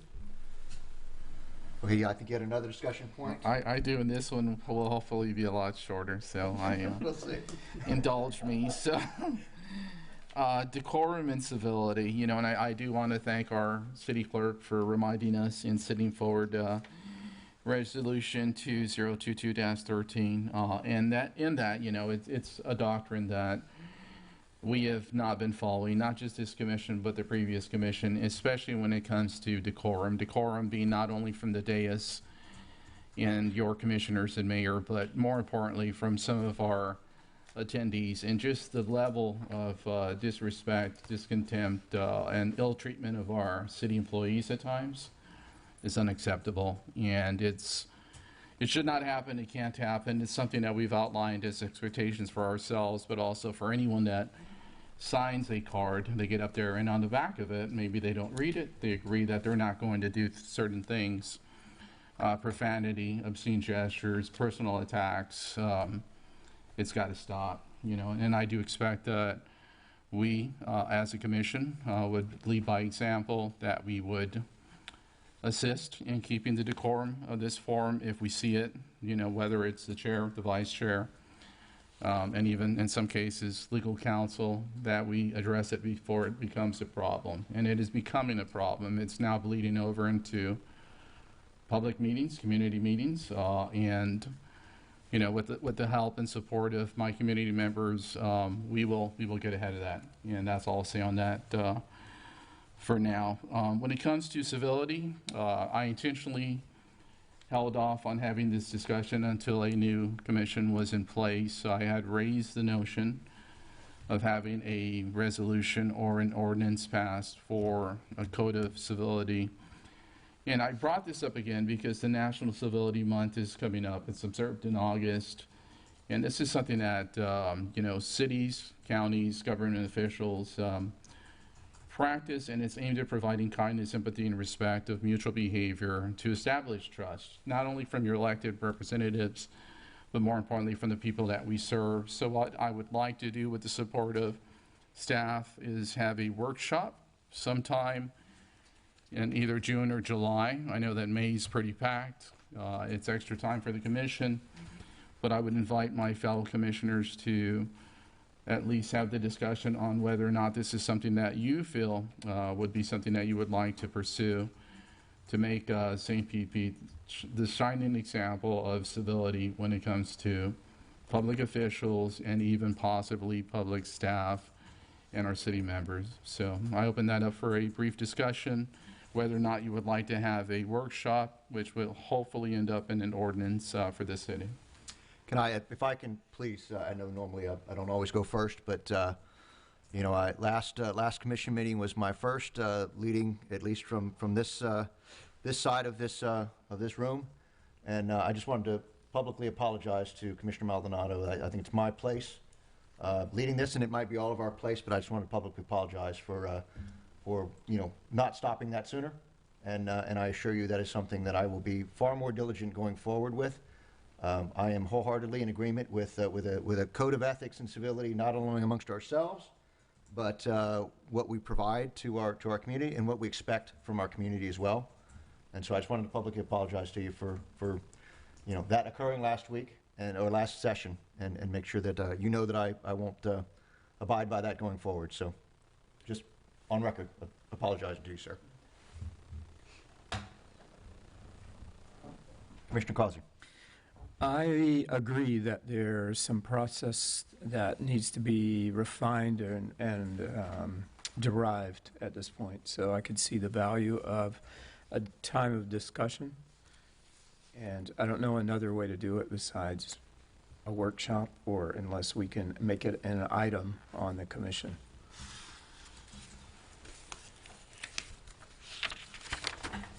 Commissioner Marriott. I just wanted to say I'm fine with having it be a workshop, and the timing Commissioner Maldonado spoke of, that's totally acceptable to me. You don't have to speak. You don't have to. I'm just Put me on the spot here. You don't have to. I just don't, I mean, I don't personally have a problem being civil to anybody up here or anybody out there, so I just don't know exactly what we're trying to solve, other than, you know, we already have an ordinance, we already have that. It sounds like we need to act on it more than anything else. So that would be my 2 cents into the conversation. I don't think a workshop is necessary. Can I ask, Commissioner Maldonado, are you proposing changes to it, or more just a reminder that this is, you know? I think that part of that might be open to the staff and the city manager. Is that something that you think would help support the city staff if they had a code of ethics and outlined expectations? It is a best practice. I would need to read the ordinance that we currently have. I did glance at it, but I think it was more process-oriented. It is a best practice to have a code of ethics from the top down. That is, just from an organizational development perspective. We have team commitments internally. You can call them whatever you want to call them, but it is basically an agreement amongst the peer group of how we will conduct ourselves in public and private in the course of conducting the business of the city. And I'm sorry. Go ahead. That's second in there.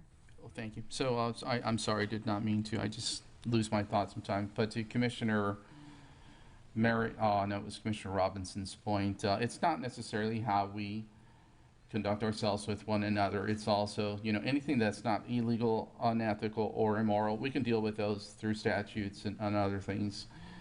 These are basic guiding principles. These are things that I've worked with in big government. I did previously share examples. I know that, Ralph, you've worked on similar things in other cities that have been very successful. But my concern is not only our behavior, but future commissions.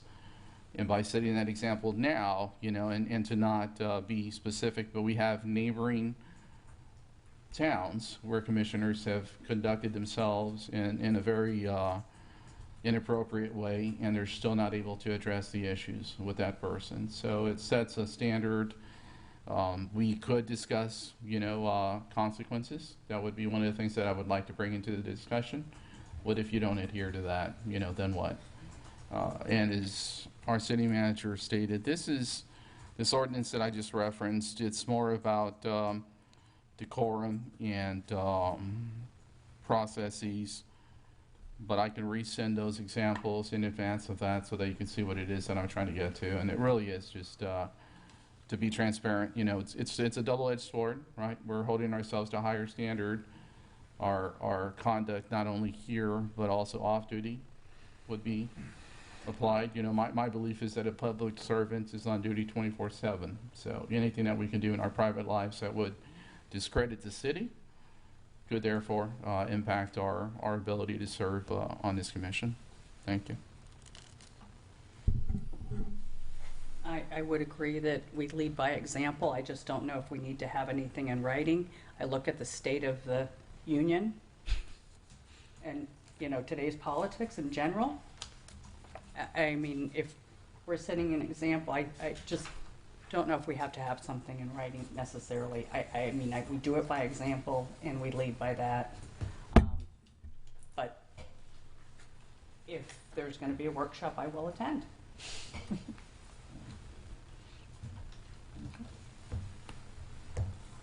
will say it's best to do these things when you're all getting along. So we're in a really good place.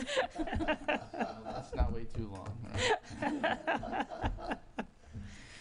All right, so, Mr. Mayor, back to you. Yeah, I don't know. I mean, I think there's some interest. I don't know if you're suggesting a next step, or I don't know if it's even viable to vote on. You know, it sounds like I think we're might be just, some interested, but not. You know, so is there a something? I'm hearing the majority is interested in some sort of workshop or item to be discussed in public in the future. Yep. That's enough direction for Ralph, of the city attorney, and I to move forward with designing something Thank you. to set the stage for you all to have that conversation. Okay, Thank you.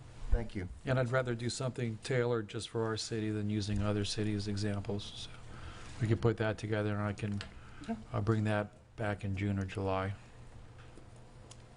Yep. Okay. Thank you. I think that ends our items for discussion, and so I'll ask for Mayor? reports. Yes, sir. Okay, there Oh, you go. I'm sorry. I didn't mean to interrupt you. No, I am jumping ahead. So I was just going to try to get in a report. All right. Well, we'll get to reports. Let's start. The city clerk. Do you have anything to report? Yes, the Promise city you I'll clerk- get to you. The city clerk's office is currently accepting applications for vacancies on the Board of Adjustment and the Police Pension Board. Qualified residents who are interested in serving are encouraged to apply through the city clerk's office. More information, including the application, is available on the city's website. Thank you. City manager, any reports, please? Just because there's been significant public interest, in case any of our residents have not seen on the news, that Country Thunder has moved its venue location to Clearwater on a non-beach site. And so they are in the process of expediting their permit with Clearwater. And we have had that confirmed from the Tradewinds Resort as well. So everyone has been notified, and the planning is in progress to still take place May 8th through 10th in Clearwater. Thank you. District 4, Commissioner Maldonado. Point of order, you skipped the city attorney. Oh, I'm sorry. I apologize. Oh, that's okay. I apologize. No, I'm sorry. We did have a new House Bill 399 that became effective, and I'll just distribute this, and you can take it home and read it at your leisure, and nothing further. Bedtime reading material. Doesn't have any major effects on us, but just so you're aware that it is in effect. Apologies, city attorney. Now I realize I can just go around the room, can't I? So, in other words, 4, 3, 2, 1. All right. Commissioner Maldonado. Did you have something else, Ralph? Okay. Nope. Okay, thank you again, Mr. Mayor. Not necessary for you to publicly apologize, but I appreciate the gesture. And I do want to publicly praise our city manager, for showing integrity and resolve when it comes to Country Thunder. You did follow the process. And I know that, city staff at times is accused of doing certain things. You've been very transparent in the process, and I do appreciate the fact that you were very front-leaning. As mentioned by one of our speakers tonight, your letter to the organizers and just following the process. I applaud you, and I encourage you to keep doing so. Thank you. Thank you. Commissioner Collins? Yeah, I too am very impressed with the whole staff. So I just think we're doing a great job, and I'm excited for the future. As far as I wanted to put out for District 3, specifically the residents on 46th Avenue, as well as Boca Ciega Isle, there is a parking survey that's been left at your doorsteps. If you haven't seen that yet, it's due into the city on May the 1st. So please get your voice in on what you would like parking to be like on 46th Avenue. Okay. Thank you, Commissioner Causey. Commissioner Robinson? Nothing to report. Thank you. Commissioner Marriott? Sure. I just wanted to thank Mandy and the Parks Department for putting on a great spring concert series. It was another fantastic one last Friday. It was well attended, and I also wanted to thank the vets of South Pinellas County. They were selling beer and wine at that concert as a fundraiser, and they graciously allowed me to help them out, and it was super fun. It's the best way to go to one of those concerts is to volunteer with those guys. And so I just wanted to thank them for putting on a great series of events. I heard them talking in the background about their plans for 4th of July, and I could not be more excited about the events we have coming up. So thank you guys very much for making this town as much like a Hallmark movie as possible. Love it. Thank you. So for myself, I do want to echo the good work by the city staff, our city manager. Also adding in the Spring Fest was really well attended. I was very happy to be able to attend that. Had never seen a in the pool Easter egg hunt. I thought that was kind of cool. And the concert series are always amazing. I'm interested in what's going on for July event as well. So I look forward to hearing from Mandy about what we're doing with that as well. So with that, I think that closes my commission reports. I think that's it. I'm pleasantly surprised as I look down at the clock. So if no further business, then this meeting is adjourned. Thank you. Nice work.